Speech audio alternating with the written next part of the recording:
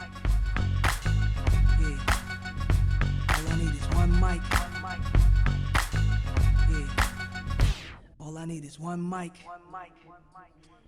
Hey everybody, welcome back to One Mic, where I watch shit so you don't have to. And today I'm here to talk about Season 1, Episode 3 of the new Apple TV series entitled Foundation. This new episode is called The Mathematician's Ghost, and we were tricked. We thought this episode was gonna be about Harry Seldon and the aftermath of what happened in Episode 2, and it was not. We didn't touch on that at all. But before I get started, I want to do, I guess kind of request feedback from you guys. I'm testing out the new cinematic feature on the new iPhone. So you see I'm prominently in focus and my background is a little bit blurry. This allows for motion tracking focus. So I felt like my videos before, the focus would kind of shift. I try to keep it as in focus as I can.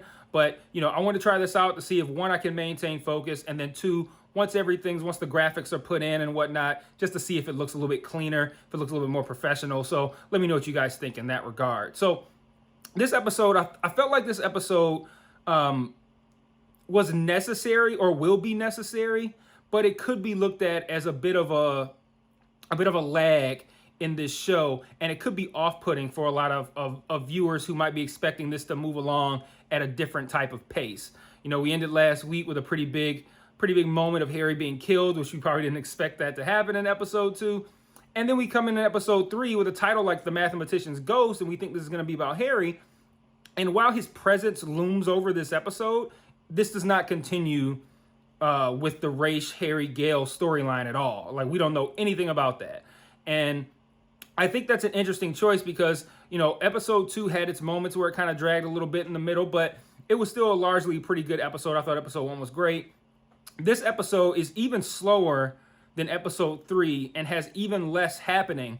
And when you combine that with putting it on the heels of the cliffhanger at the end of episode 2, I'm wondering if this is going to be off-putting to a lot of viewers. But I think in retrospect, we're probably going to look at this probably an episode, later in the season, or maybe next season or 2 seasons from now, and look at the decisions that they made early on, and we'll be like, okay, well, that makes a little bit more sense now. But essentially, we spend this episode split between two places. We learn a little bit more about how the cloning works on the Imperial side of things, and then we jump forward back to Salvor Hardin's time, and we learn about her and everything that's going on Terminus, which is actually, I think they said it was like 17 or 19 years past the Star Bridge being blown up. So we're not even just back in current times. We're actually 17 or 19 years ahead of where we left off last week. So a couple of interesting decisions that they made there, wondering how that's going to pan out. So I'm going to start with the time we spent on Terminus.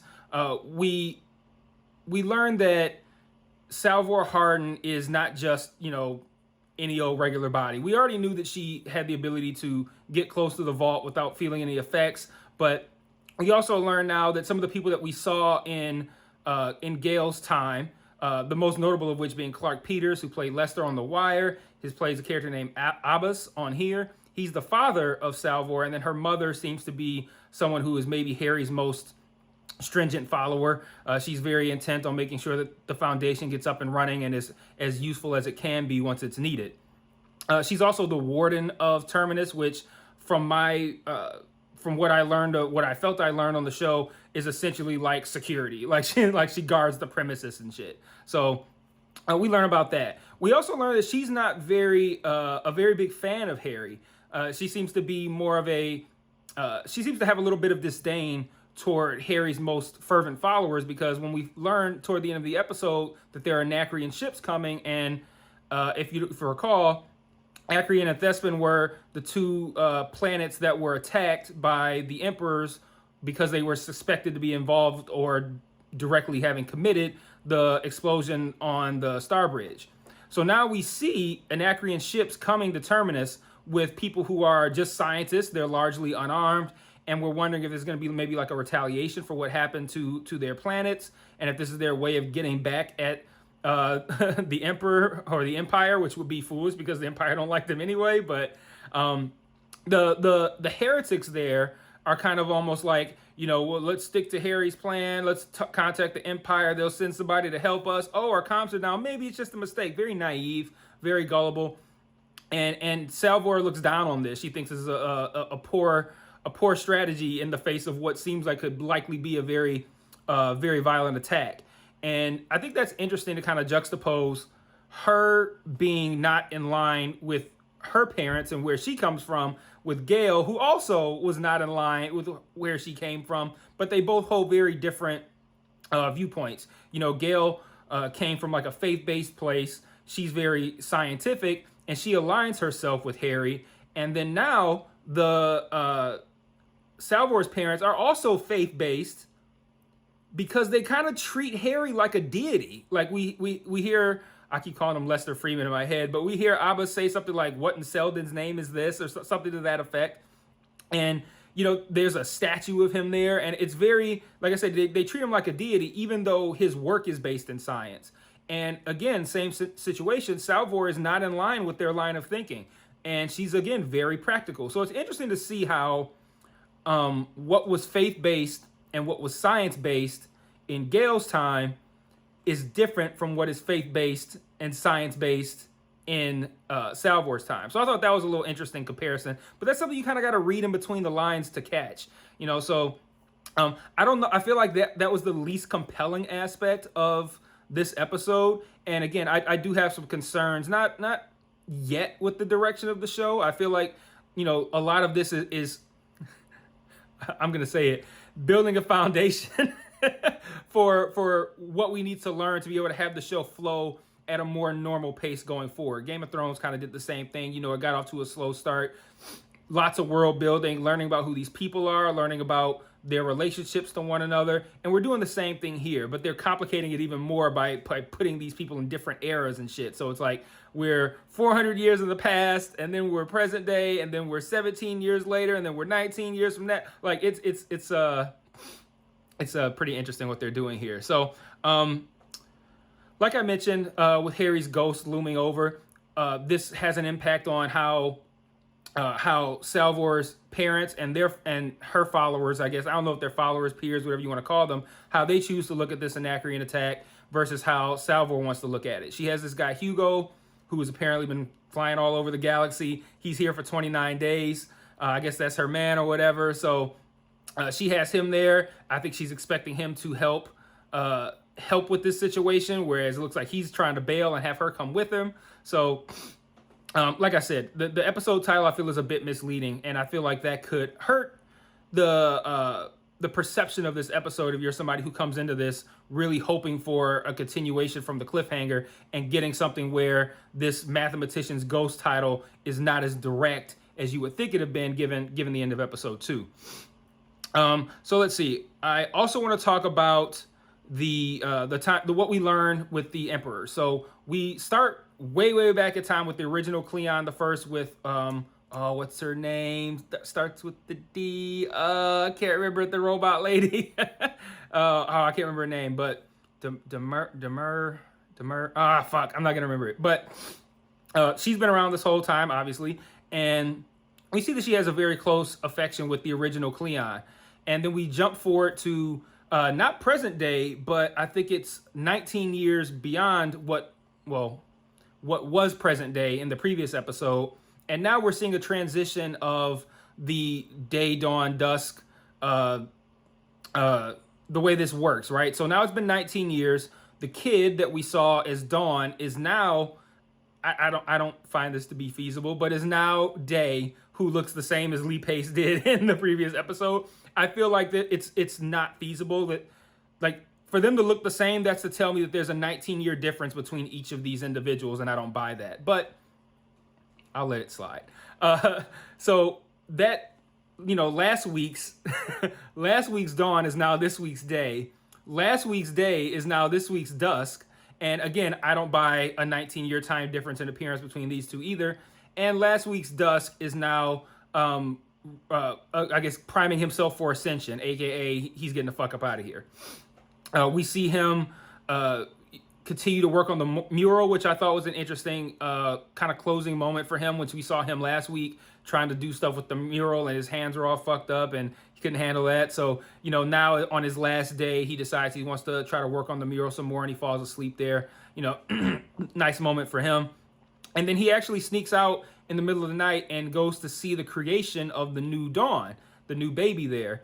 And, the next day he wakes up and they have a whole ceremony ready for him where they got the baby there. They disintegrate him and then they like rub his ashes across the forehead of the new baby. And we just kind of see this cycle and how this works. We learned that her name, the android that I can't remember her name for some reason. I thought I wrote it down. I guess I didn't. Whatever it was, it started with the D. We know that she's had an attachment to all of these iterations. She mentions that, they always leave her. He asks at some point, like, are we not good enough? She's like, no, you're good enough. The problem is that you always leave. She always ends up, I don't want to say falling for them, but I think when you live 400 plus years with essentially the same person, but then that person dies and then another one comes back. Like, can you imagine living lifetimes where you grow to love somebody or care about somebody, then they die, you have to deal with that pain, but then another version of them comes back and you build that whole thing up again to end up with that pain, and then yada, yada, yada, it goes cycle. And yeah, and we see that for her, and that's a pretty shitty situation to be in. Let's see, what else did I have I want to talk about here? So I mentioned the Anacreon ships, I mentioned Hugo, I mentioned the dynamic between Salvor and her parents. I mentioned about what happened with the clones. We see the Cleon with the creation of the space bridge, and then we see they actually take last week's Dusk. I called them OG Dusk in my notes. They took last week's Dusk to actually see the Star Bridge, which is still, I guess, over the 19 years, they still haven't actually fully taken care of the remnants that are still floating around the planet of the Star Bridge. They take him to go see the Star Bridge, and then they blow it up. And that's that. And they said that in his honor, they're going to build something even better. I wonder how that's going to work out, but we shall see. But this episode, like I said, building a foundation, I think, so we can have an understanding of how things operate with the Empire, how things operated. It took place with Gale, Harry, and Raish, and now we have an idea of Salvor, her situation with the Vault, which we also learned that the null field is expanding. She thinks that's like talking to her and giving her help and clues, and she woke with them in light, like I have a feeling. So we're learning more about her dynamic, how she interacts with the people on Terminus. I keep saying presently, but I mean, I feel it's very clear that this show, and I heard that the books do this as well, take very large leaps in time. Now, this show can't continue to do that because we have, you can't build any kind of relationship with characters. You need to do that in television. You can't build any relationship with these characters if you keep moving out of their time period by hundreds of years every episode. But, we moved across time a little bit, but I think that's just kind of to establish each location, right? So when we see Salvor and old Lester Freeman, Abbas, her mother, Hugo, who are all those kids, the Vault, we know, like, okay, we have a foundation. We have a foundation. I have to use the word. It's the most appropriate one. We have a foundation for who that group is. We now have a foundation for who the Emperors are, how they operate, what their goals are, and all that good stuff. We don't currently know how they're dealing with how they feel about Harry Seldon and whatever's happened with him. But we have that foundation, and then we have the foundation for Harry, Raish, and Gale. If we ever go back to that, maybe we'll see Harry in like a flashback. We've got to see how this Gale and Raish situation plays out. But I think that's what this was. And I heard that they were going to put the first 3 episodes out on day 1, and I see now why they did not. That would not have been a wise decision. I feel like this would have been a very empty place to end those 3 premieres, whereas I feel like those first 2 episodes ending on that cliffhanger, it went well. But the way, I don't know how the public's going to take this 3rd episode.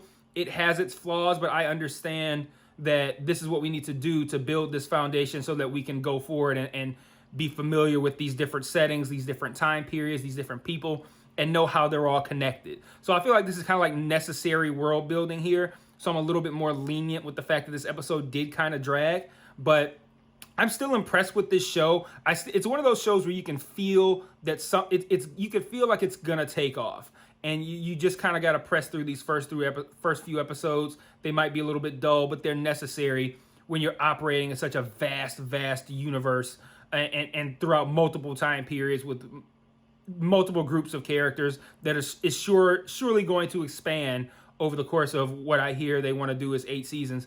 Over the course of 8 seasons, what they plan on doing there. So let me know what you thought of the episode. Let me know if you agree with anything I said, if you disagree with anything I said. I try to be active in the comments. If you're here from Foundation, that's kind of how I operate on this channel. Check out my other stuff, and I'll see you guys next week for episode 4. Peace.